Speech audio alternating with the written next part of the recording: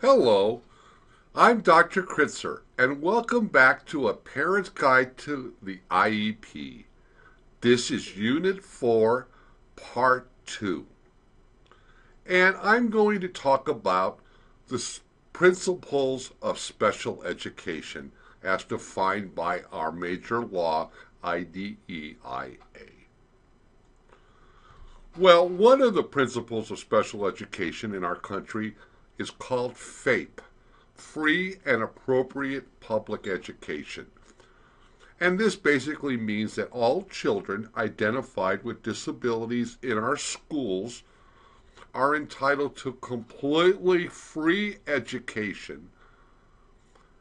The only time we can charge any students with disabilities for anything school related is if the entire school is charged. Like, for example, a fee to be in the athletics or in the band. And the education must meet an appropriate standard. While that standard may not be the highest possible standard, it must be something that should work academically. And that is the FAPE principle.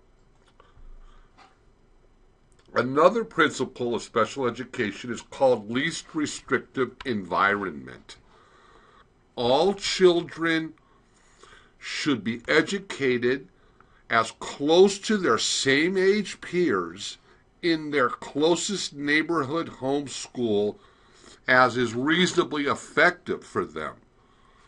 If the child cannot get an appropriate education at their home school or with their same age peers, then they need to be in the least restrictive environment for them. Some children's least restrictive environment is the general ed classroom, while some children's least restrictive environment might be a hospital school. Whatever is appropriate for that child is what they're entitled to.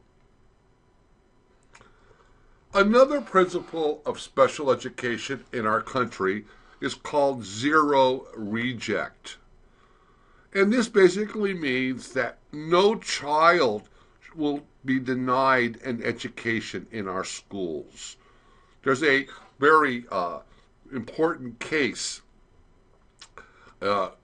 involving a child by the name of Timothy W., who was severely cognitively disabled. He had visually, he was blind, a very sick child. And their school district in Washington, D.C. said that the child could not benefit from an education, was uneducable. But the court struck that down. And that principle lives today. Zero reject. No child is uneducable.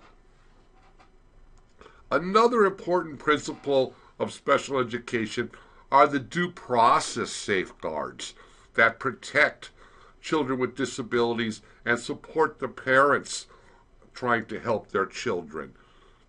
And there's various due process safeguards: notice of meetings, review of records, appeals procedures that are specifically built into special education in this country. Another unique feature of special education in this country is called parental participation. And this is the concept that that parents are equal partners in this process. And nowhere are they more equal than in special education in our country, and definitely are a part of the decision-making process. And finally, a very important principle is non-discriminatory assessment. America is a country of many languages, and yet children who do not speak English have difficulty in our schools. But in special education, we make sure that the testing we do is appropriate to that child and not discriminatory in assessment practices. We wouldn't test a child who speaks only Korean in English That wouldn't be appropriate, and is certainly not appropriate for kids whose first language is Spanish and don't speak English in America. And these are the very important principles of special education, and this was the last presentation for A Parent's Guide to the IEP. I'm Dr. Kritzer.